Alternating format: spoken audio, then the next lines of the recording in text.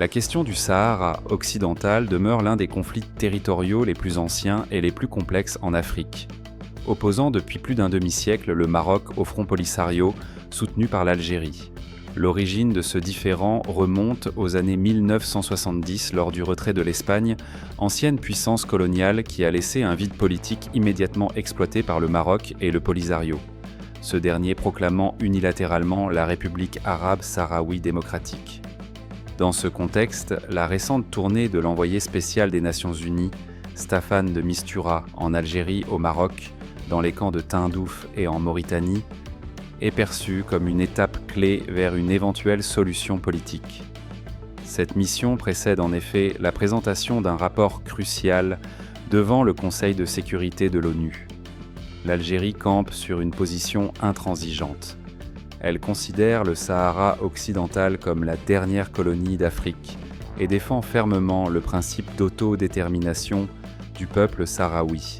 Alger rejette catégoriquement l'initiative marocaine d'autonomie et réclame des négociations directes entre le Maroc et le Front Polisario, sans conditions préalables.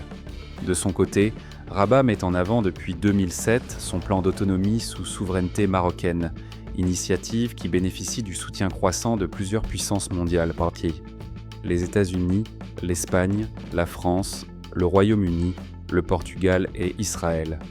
C'est à cette proposition la solution la plus pragmatique et réaliste au conflit.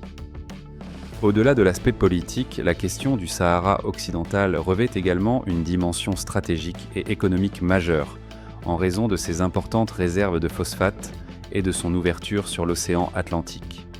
Les liens étroits entre l'Algérie et le Polisario, nourris par un soutien financier, militaire et diplomatique constant, entretiennent la persistance de la crise. Les analyses divergent profondément selon les camps.